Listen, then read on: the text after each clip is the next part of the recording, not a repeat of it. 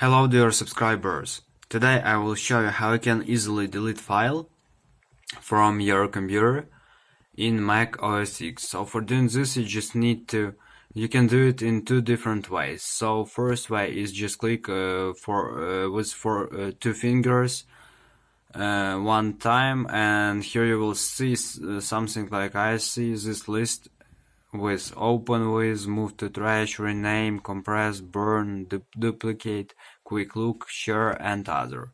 So you just choose move to trash and click here. Here you can see that also this file disappear from all my files, and it means that file successfully moved to trash. Here you can see trash. So after this, just click with two fingers one time on trash and choose empty trash. So just empty trash and your file successfully deleted from your computer. And second way is just choose file you want to delete and just move.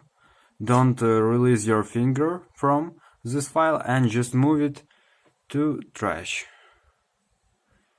And just take off your finger and just click with two fingers and choose empty trash. Your file successfully deleted from your computer. So thanks for watching, have a nice day, subscribe to my channel, click like and goodbye.